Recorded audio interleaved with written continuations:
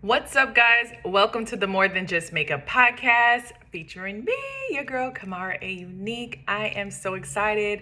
And it's also on YouTube. So we're doing the podcast and YouTube at the same time that I'm trying to record. So bear with me, guys. It is my first time doing this way. And I'm excited. I try to change a lot of things around when it comes to my branding. It comes to the work that I'm doing because I've changed. I've changed a lot in the last year. And I know that has been like a fluctuating of, am I going to be on? Am I not going to be on? Is she going to record the podcast this week? Is she not? Is she going to go live this week? Is she not? Is she going to do the teachings? And is she's going to create the mentorship program? And all these things that I was like knowing that I was supposed to be doing, but I mentally, emotionally, and physically and spiritually wasn't ready for it. And it all started back in May of 2020 when I asked God to clean out my closet. I did not know that asking the Lord to clean out my closet will turn into a process of pruning, a process of deliverance, a process of inner healing, a process of forgiveness, It was a process that I honestly, sincerely did not know what I was signing myself up for. I thought it was just like, God, there's some things about me that, I want you to clean out and clear out. And if there are these things, Lord, then do you and have fun with it. Not realizing that this process will be like a mirror process where I had to literally face myself in the mirror and see the tree that bloomed in the last 37 years of my life. And then see that under that tree was a bunch of like yellowing branches, brown withering leaves, and things that had to be cut off. And it was not fun, but I made it through. I made it through the process. I made it through the experience, and I am excited to share what it is that I went through. And this may be good for someone that is going through that process at the moment of being asking God to clean out your closet. And this might inspire you to ask God to clean out your closet. This might inspire you to keep going if you are currently in your wilderness season and in a season where God is pruning you and teaching you something different about yourself and starting to plant the things that he's always had planned for you on the inside. I grew up in Brooklyn, New York, and in my mind, I always thought like, I'm from New York. I'm that girl. Like, I am like a thoroughbred chick, like, was very, very thugged out. And was not okay and was okay with it. Was okay that I could, I have my accent. I do speak a certain way when it comes to my accent with being from New York and being from Brooklyn. And that was just my thing. That was just who I was, right? And it was like, this is just me. It's just who I am. And so when I had asked God to clean out my closet, I had received the scripture from Isaiah 1:18. I have my Bible here too, so if you're on YouTube, you can see that I have my Bible. And if you're listening, then you'll probably just hear the ruffling of my pages because I am going to be pulling things out and reading them as I go along. And I just lost my Psalms that I had. I had Psalms 139. Let me get that going too for the next part.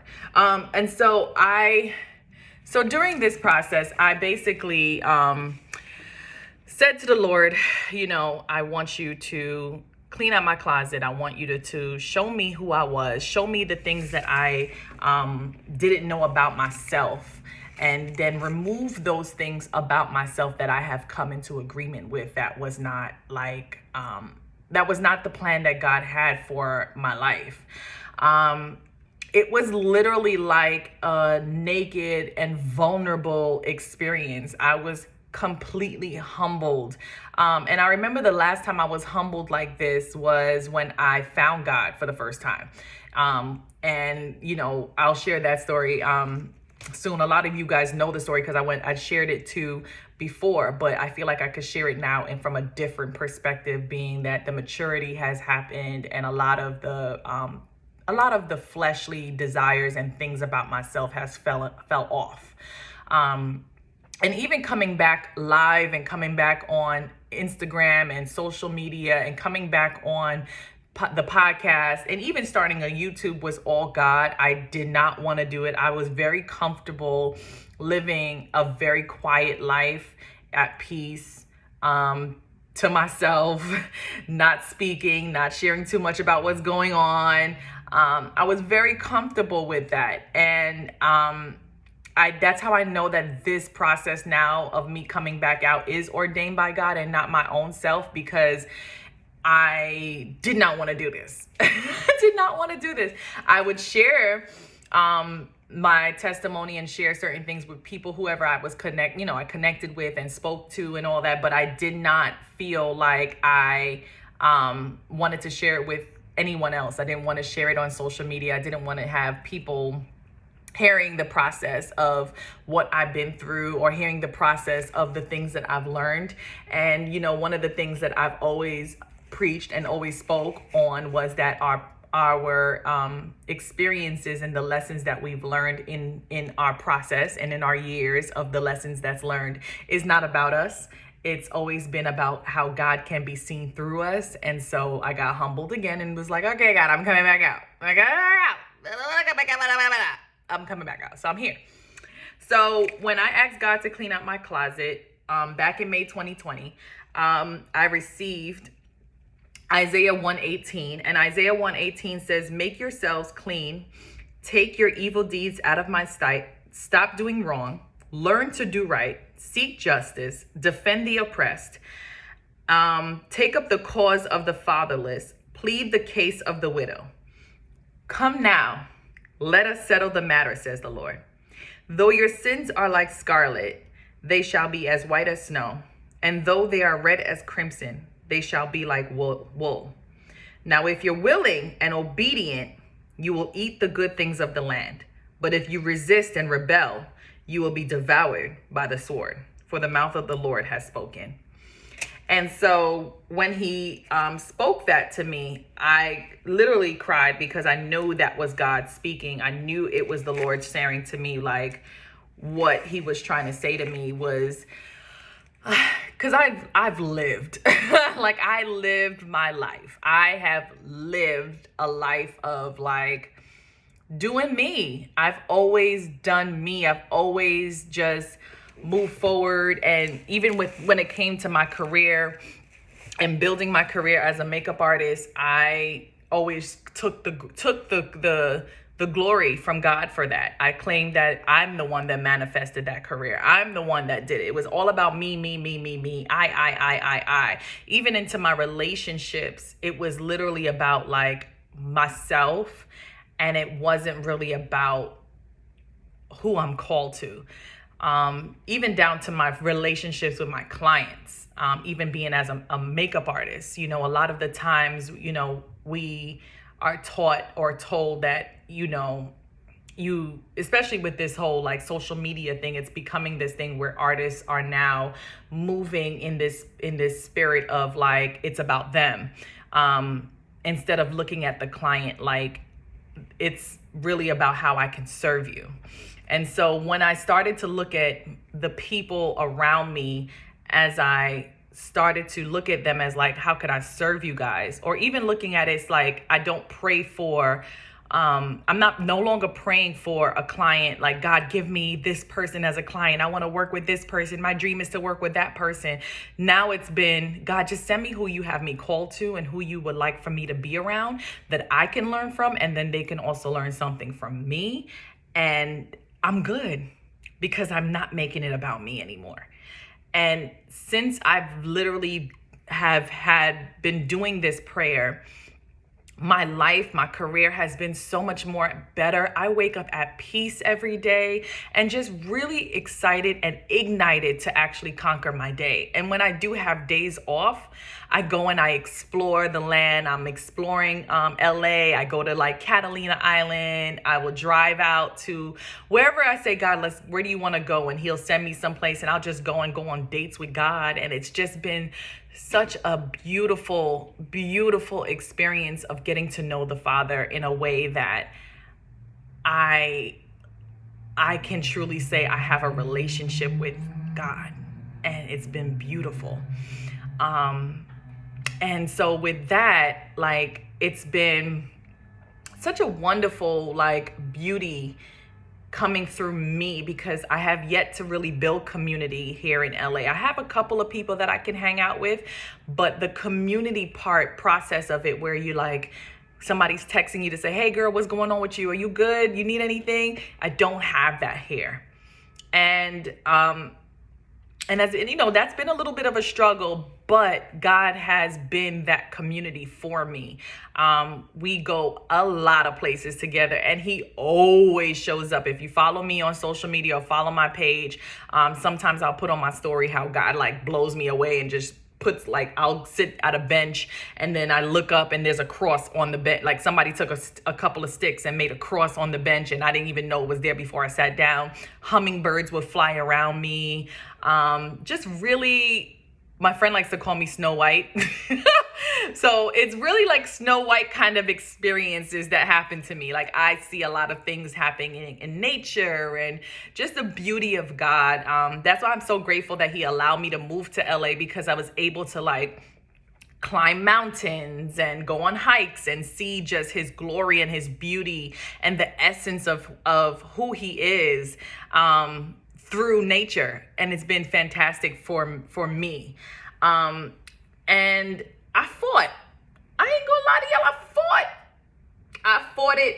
I fought the process of the pruning. I was put on my boxing gloves because I thought it was the devil attacking me. And it's kind of like reminds me of Job.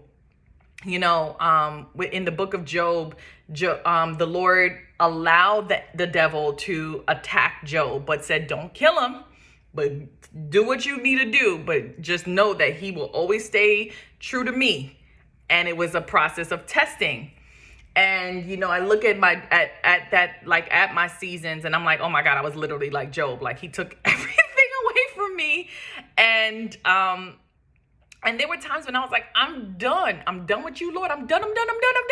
And then like a couple hours later, I'm like, okay, Lord, so I apologize. I repent. I'm sorry. How do we fix this? What do I need to learn? What am I learning in this situation? What do I need to understand right now?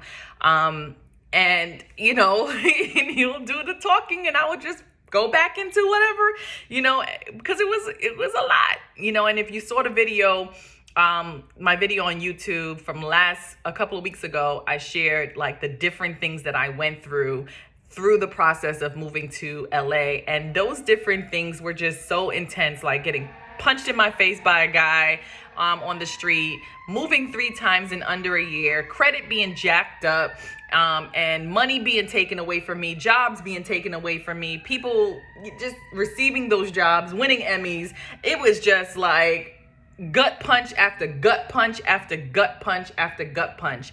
Falling in love with someone, and then literally quickly falling into a place of like being heartbroken because I wasn't chosen by that person. And just so much as a whirlwind. It felt like I was in a tornado, and it just couldn't stop. And I was going higher in the tornado, and it was just swirling really, really, really fast. And friends that I've had for years were breaking my heart, and everything. My heart was just it was just like little pieces of tears at my heart. And one thing about my heart that I've always known about my heart was that I have a heart for people. I've always had a heart for God's children, for God's people. I love people. Like, with the name Helps, like, how could you not love people? My name is Kamara Helps. For some of y'all that don't know, my last name is Helps. I like people. I love people. And so to realize that certain people were starting to really truly hurt me. It was like, how could you make me love people and they're just doing these things to me, God? But in Proverbs, in Psalms 34:5, it says, those who look to him for help will be radiant with joy. And through every single process, I look to him. God, help me. God, help me understand. God, help me. Show me what it is. Show me what is happening around me. Why is this going on? And it was the test. It was literally like the test, like kind of like the Joseph test, if I could say it. Joseph went through a process where he was treated so unfairly from family members in the beginning, then given a job at the highest level job, and then thrown into prison and told that and lied upon for doing something that he did not do. And then finally being able to be used by God and pulled out of prison to basically run a whole entire empire. And instead of Joseph being mean towards the people that hurt him, or being in a way of like, hurting someone back, like insane karma, which is something I don't believe in. Karma is a Buddha term. It's not of God. But instead, it's God is not going to look at somebody and be like, oh, because you did this, I'm going to do that to you. Like, no, he ain't moving like that. But Joseph, instead of him moving in a way of getting back at the people that hurt him the most, he then showed them love. And I guess that's what God was trying to test and see if I truly did have that still in me. And I'm like so grateful to say, like, I do. I still do, But when we fight through the process of the pruning season that we experience and that we go through, it's kind of like we're fighting against God. And fighting against God, I mean, Jacob fought against God and got his whole hip checked up and was like, he walked with a limp after that, but it wasn't a fun fight, right? It's not a fun fight. Like, it's not something that you could actually, like, you want to actually do, especially when you ask God, like I did, to clean out your closet. I was reading Matthew. The Lord was leading me to Matthew 28, because I had to learn how to rest in the process. I had to learn how to rest in what I asked for. I remember when I signed up for my prophetic coaching process with my my mentor, my spiritual mother. I love her, Prophetess Asha. When I started working with her, I remember I just was like, I don't have the time or the energy to actually be in the same place that I am today next year. I want to grow. I want to fully give God my all and actually see how this can go. And I didn't realize that it was going to be a flip it, return it, beat her up, throw her back in the pit, drag her back out, grab your hand around her hair, drag her back and forth, punch her in the stomach. Like, I didn't know it was going to be all of that. But though he slayed me, he did not kill me. He did not kill me. And I trusted him. Fully. But Matthew 11:28 says, come to me, all who are weary and burdened, and I will give you rest. Take my yoke upon you and learn from me, for I am gentle and humble in heart, and you will find rest in your souls. For my yoke is easy and my burden is light. And so, I love this scripture because it says, for I am gentle. And though the enemy was thumping your girl up, God was very gentle with me. He still made it clear that he was walking with me. He still made it clear that he was by my side, that he still just made it very clear that he was with me through this entire process. And even though I asked for this process, he was just excited that I asked for it and was like, all right, I got to test you. And I wish I knew the things that I knew now then, because it probably would have went a little bit quicker. But I am grateful that I did not know, because one thing I did say, I said to a friend was like, I came into this whole like thing with God like mad cocky, y'all. Like I came into this super cocky. Like I was like, the Lord moved me to LA. He told me moving truck. I asked him for a moving truck. He was like, moving truck, New York to California Express. He burned down a witch's altar for me. He did all these things. Like I was just like showing, like I had so many like amazing stories of what God did that he had to test and prove that I was actually like grateful for what he did. And it's fine. I'm very grateful that he did, because it showed my character. Like it really tested the character of who I am as a person. And now I know for a fact that I can actually mentor somebody and teach somebody what I know without bringing in any jealousy or any pain to that person or hurting that person. Because a lot of the times we hire people to mentor us and to teach us, and they try to keep you at a level of 0 so you don't go above them. And that's not what God is desiring. God is desiring for you to come to someone that can actually teach you and push you to exactly where you're supposed to be when it comes to any industry that you're in. And so I'm super, I'm just in this place of like, okay, God, trim these branches. And I'm looking at my notes too to see where I'm at, because it's like after a while, those old branches and trees that were trimmed started to grow back. Like I started to see, I remember one time in May, I believe, I went for a hike at one of my favorite places to go, and it's called Fryman Canyon. And I went there, and the thing about Fryman is like it's this dry desert looking, like you'll see rattlesnakes if it's hot, like it's just like gross, right? But one of these days back in May, I remember we were having so much rain in LA, and everybody was complaining about the rain. Like, oh, this rain is terrible. This rain is terrible. This rain is terrible. And I'm like, and I'm literally like, I don't think this rain is terrible. I think this rain is God ordained. Like, I think it's perfect. And they're like, why are you liking the rain? I'm like, well, because with all storms, there's a rainbow. All storms, there's growth. And he confirmed me saying that by sending me to Fryman one day. And I walked through Fryman, and I got hit with this beautiful smell of like fresh grass. And all of a sudden I turned the corner, and there's these wildflowers that were like taller than me.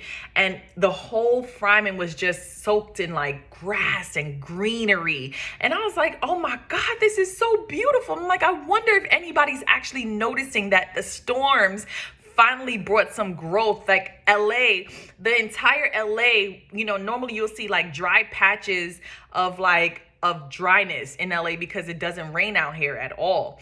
And all of a sudden you just see that LA is just full of bush, like just green bush. And it's just prophetic how when we go through storms and we go through pruning and go through processes, a lot of growth comes out of it. And it may not feel good because we're being wetted and drenched with water and drenched with all types of things, that it just like after it, you just feel strengthened because, I think of like the living waters of who God is. God is like the fresh living waters, and being drenched in his spirit allows us to just fully grow in becoming who we're called to be. So I'm realizing that a lot of those trimmed branches that God had trimmed in the beginning that left me so naked and just so vulnerable literally started growing back. There was flowers growing in my body. There was things that were growing about me. There was more wisdom coming from me. There was like a part of me that was like, I don't think I need to be a part of this, or I don't think I need to do that, or I'm not missing out on anything. Like I just started to think different. And it kind of reminds me of Romans 8:28, like, do not conform to the patterns of this world, but to be transformed by the renewing of your mind. And then you will know what God's plan is for you, his good and his good plan for you. And I got transformed. Like my mind became this different, like I just started to think and see things completely different. It felt like I was going through a Esther process. You know how Esther went through her beauty treatments and through the year before she met the king, and it was like a preparation for me to like fully come to God and be fully in his presence. I remember when I fully got delivered from some strongholds, I started to worship and I was just crying because I was like, wow, Lord, I could finally fully worship you in spirit and in truth. Like, this is different. Like, this is just so different.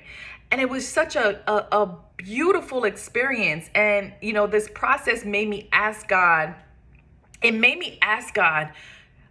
now that this process is going on and I'm experiencing this and I have fully submitted to it, put me in alignment with the book that is written of me.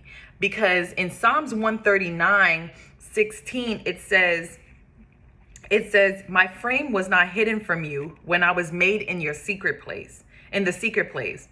When I was woven together in the depths of the earth, you saw my unformed, your eyes saw my unformed body. All the days ordained for me were written in your book before one of them came to be. How precious to me are your thoughts, God. How vast is the sum of them. And I was reading it in the Message version. That was the NIV version. In the Message version, it says, oh yes, you shaped me first inside and then out. You formed me in my mother's womb. I thank you, high God. You're breathtaking. Body and soul, I am marvelously made. I worship in adoration. What a creation. You know me inside and out, which is clear that God knows us from the inside out. He knows exactly what he had planned for us. He knows exactly what he wanted to do with us. He knew exactly this process that I was going to go into and I was going to surrender to having my closet cleaned out by him. But also the devil added certain things. So from the day you're born, the enemy goes and attacks like basically what God has planned, right? He wants to kill, steal, and destroy it, right? And so the way that he does it is through our minds, through our mindsets. By maybe he'll send somebody to tell you you're an ugly duckling, or you're this, or you're that, or you're make fun of you. Like me growing up, I was called all types of nasty names, so it made me question my looks. It made me even question my eyes, not realizing that God was going to use my eyes to share beauty, which would have the beauty line, the lash line, named after the women in the Bible. Shout out to Kamara A Unique Beauty. We're having a sale. Shameless plug. Buy one, get one half off right now. But yeah, I didn't realize that a lot of the things that the enemy, I have come into agreement with a lot of the things that the devil was telling me about myself. And God was like, I never said this about you. This was never part of your plan. This is never part of your process. This is never who I've called you to be. I actually called you to be this. And so I'm going to continue reading. It says, you know my every bone in my body. You know exactly how I was made bit by bit, how I was sculpted from nothing into something. Like an open book, you watched me grow from conception to birth. All the stages of my life were spread out before you. So God knows every single plan, every single stage we go through. Every single thing. There's nothing that we can hide from him. There's nothing that he can't, that he does not know. So all the stages of my life were spread out before you. The days of my life all prepared, and I'd even lived before I even lived one day. So everything was prepared before I even lived one day. And this is where it comes to like a lot of things that's going on in the world right now. Before God forms us in our mother's womb, he has a conversation with us. He tells us, I'm going to give you this, give you to this parents. This may be your life. This may be what it is, but just trust that I'll always be with you. Right. And so that's why every child that's conceived, there's a purpose and plan for their lives. There's a purpose and plan, but that's how God's grace is. It's such a beautiful grace to remind us that I knew you. I know who you are.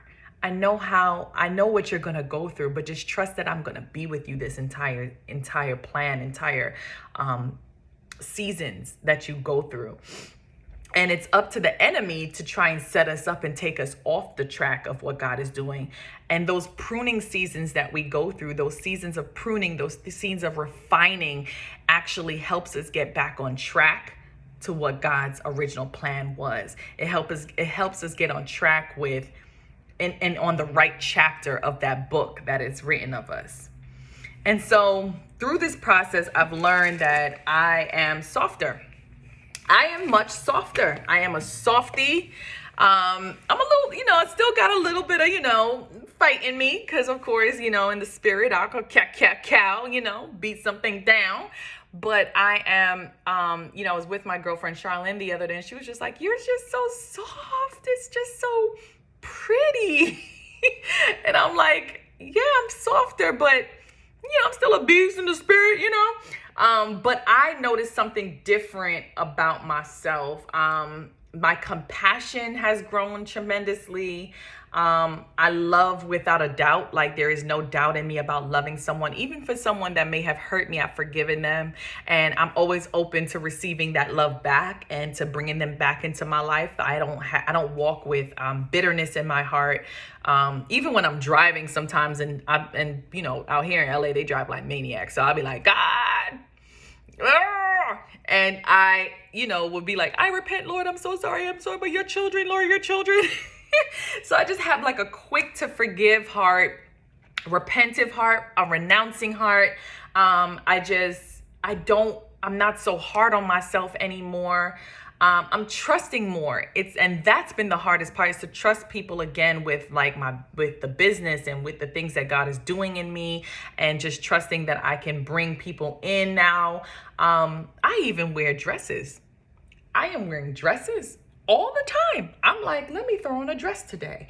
I'm going to wear a dress today. I feel like wearing a dress. And I'm like, who is this? Because I'm that girl that had so many dresses in my closet. And the first thing I put on was a pair of jeans or some sweats. And now I want to put on dresses. I have definitely way more integrity. A lot more integrity. I remember I was with a client the other day, and a client is trying to book me to go away with them. And I knew that I already had this one particular client booked. And I had to, even though I wanted to go on that experience and take that job to go away with that client, I had to say no. And I said to the client, I said, honestly, I want to be there with you. And I think it would be so dope to have this experience. But this person has already locked me in. And I cannot let her down. I have to be I have to be there for her. And if I let her down to make her think that something else is bigger than her, it will hurt her feelings. And I have to have compassion towards this person that I'm called to at this time and in this season. And you know what it did? It made the client want me even more, because they're like, I've never heard that before. Normally an artist would try to figure it out and try to make things happen for everybody and just wear yourself out. And I just had to say, you know what? I have to go here and just trust that I'll be fine. And, I hope that you guys can find someone that's going to be as attentive and loving and treat you the way you deserve and give you the glam that you're looking for. And it all works out. I get to still do the client again, everything is going to work out for my good, but I'm just being more integral in how I move and the decisions that I make for my life.